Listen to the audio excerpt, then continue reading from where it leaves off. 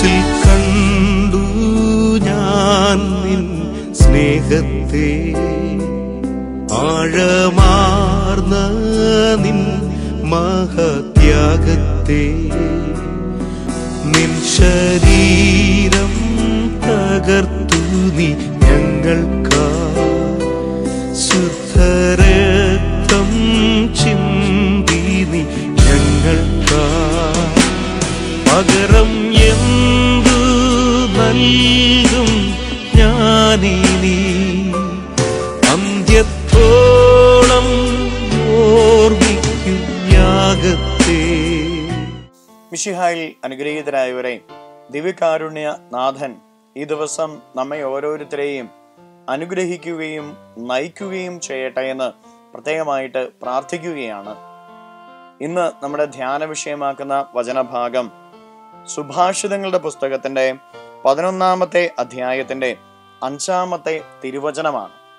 വചനത്തിൽ നാം ഇപ്രകാരം വായിക്കുന്നു: നീതി മരണത്തിൽ നിന്ന് മോചിപ്പിക്കുന്നു, നിഷ്കളങ്കന്റെ നീതി അവനെ നേർവഴിക്ക് നടത്തുന്നു എന്ന്. പ്രിയപ്പെട്ട ദൈവമക്കളെ, നോമ്പിന്റെ ഈ ദിവസങ്ങളിൽ നമ്മൾ ഓരോരുത്തരും ആയിരിക്കുമ്പോൾ ഈ ദിവസം ജീവിക്കേണ്ടത് എങ്ങനെയെന്ന് ഈ വചനത്തിലൂടെ ദൈവമായ കർത്താവ് നമ്മെ ഓർമ്മിപ്പിക്കുകയാണ്. നീതി പ്രവർത്തിക്കുവാനായിട്ട് നമുക്ക് ഓരോരുത്തർക്കും സാധിക്കണം എന്നാണ് വചനം ഓർമ്മിപ്പിക്കുക. നീതി എന്ന് പറയുന്നത് അർഹമായത് അർഹമായവർക്ക് അർഹമായ സമയത്ത് നൽകുന്നതിനെയാണ് നീതി എന്ന് പറയുന്നത്. പ്രിയപ്പെട്ട ദൈവമക്കളെ, നമ്മുടെ ഓരോരുത്തരുടെയും ജീവിതത്തിൽ നീതിയായത് പ്രവർത്തിച്ച് നമ്മൾ ജീവിക്കണം. ഒത്തിരിയേറെ പേർക്ക് അർഹമായത് പലതും നമ്മുടെ കൈകളിൽ സൂക്ഷിക്കുന്നവരാണ് നമ്മൾ ഓരോരുത്തരും. ഒരുപക്ഷെ നമ്മുടെ കൈകളിൽ നമ്മൾ സൂക്ഷിക്കുന്നത്, നമ്മുടെ ഹൃദയത്തിൽ നമ്മൾ സൂക്ഷിക്കുന്നത്, ജീവിതത്തിൽ നമ്മൾ സൂക്ഷിക്കുന്നത് ഒരുപക്ഷെ നമ്മുടെ സ്നേഹമായിരിക്കാം, നമ്മുടെ കരുതലായിരിക്കാം, അതുപോലെ തന്നെ നമ്മുടെ അധ്വാനമായിരിക്കാം, അല്ലെങ്കിൽ അങ്ങനെ നമ്മുടെ സമ്പാദ്യമായിരിക്കാം, അങ്ങനെ മറ്റു പലതായിരിക്കാം. പ്രിയപ്പെട്ട ദൈവമക്കളെ, അത് അർഹമായവർക്ക് അർഹമായ തോതിൽ അർഹമായ സമയത്ത് തന്നെ കൊടുക്കണം. ഒരുപക്ഷെ നമ്മുടെ നീതിക്ക് വേണ്ടി ദാഹിക്കുന്നവരും നമ്മുടെ കുടുംബങ്ങളിൽ ഉണ്ടായിരിക്കാം, നമ്മുടെ ജീവിത പങ്കാളിയായിരിക്കാം, മക്കളായിരിക്കാം, നമ്മുടെ മാതാപിതാക്കളായിരിക്കാം. നമ്മുടെ കരുതലും നമ്മുടെ സ്നേഹവും നമ്മുടെ സാന്ത്വനവും നമ്മുടേതായിട്ടുള്ള സകലതും ആഗ്രഹിക്കുകയും അതിനുവേണ്ടി അർഹരാകുകയും ചെയ്തവരാണ് നമ്മുടെ കുടുംബങ്ങളിലുള്ളവര്. അതുപോലെ തന്നെ നമ്മുടെ സമ്പത്തിന് അർഹതപ്പെട്ടവർ ഏറെ നമ്മുടെ സമൂഹങ്ങളിലുണ്ട്. അതുപോലെ തന്നെ നമ്മുടെ പ്രാർത്ഥന അർഹതപ്പെട്ടവര് ഏറെ നമ്മുടെ സമൂഹത്തിലുണ്ട്. നമ്മുടെ നല്ല വാക്കുകൾക്ക് അർഹതയുള്ളവര്, നമ്മുടെ കരുതലിന് അർഹതയുള്ളവര്. പ്രിയപ്പെട്ട ദൈവമക്കൾ, എങ്ങനെ നമ്മുടെ ജീവിതത്തിൽ എന്തുണ്ടോ അത് മറ്റുള്ളവർക്ക് കൂടി അർഹതപ്പെട്ടതാ.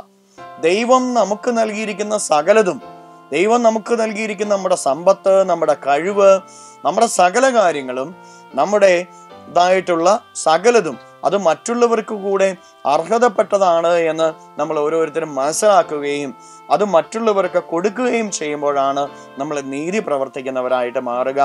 വചനം പഠിപ്പിക്കുന്നു, നീതി പ്രവർത്തിക്കുന്നവർക്ക് മരണത്തിൽ നിന്ന്, അവരുടെ ജീവിതം നാശത്തിലേക്ക് കടന്നു പോകില്ല. അവർക്ക് മരണത്തിൽ നിന്ന് ദൈവം മോചിപ്പിക്കുന്നുവെന്ന, അവരുടെ ജീവിതം നാശത്തിലേക്ക് കടന്നു പോകുന്നില്ല എന്ന് നമ്മൾ ഓരോരുത്തരും മനസ്സിലാക്കുക. അതുകൊണ്ട് ഈ ഒരു ദിവസം നീതിബോധത്തോടെ ജീവിക്കുവാനായിട്ടുള്ള കൃപ ഈശോയോട് ചോദിച്ചുകൊണ്ട് നമുക്ക് സ്തുതിക്കാം. ഹല്ലേലൂയ, യേശുവേ ആരാധന. Hallelujah, hallelujah, hallelujah. കർത്താവായ ഈശോയെ, മക്കൾ ഓരോരുത്തരെയും അടുത്ത കരങ്ങളിലേക്ക് സമർപ്പിക്കുന്നു. നീതിയായത് പ്രവർത്തിച്ച് അങ്ങയുടെ ഇഷ്ടത്തിന് അർഹരാകുവാൻ, അങ്ങയുടെ സ്നേഹത്തിനും കാരുണ്യത്തിനും അർഹരാകുവാൻ ഇവരെ ഓരോരുത്തരെയും അനുഗ്രഹിക്കണമേ എന്ന് പ്രാർത്ഥിക്കുന്നു. Hallelujah, hallelujah, hallelujah. യേശുവേ ആരാധന, ആരാധന. കർത്താവേ, ഈ ദിവസം ഇവരുടെ ജീവിതത്തിലേക്ക് വലിയ കൃപകൾ ഒഴുക്കണമേ. ഇവർ ചെയ്യുന്ന സകല കാര്യങ്ങളിലും ഉന്നതമായ വിജയം ഇവർക്ക് ലഭിക്കട്ടെ. ഇവർ ചെയ്യുന്ന സകല കാര്യങ്ങളിലും കൃപ ഇവരിലേക്ക് ഒഴുകട്ടെ.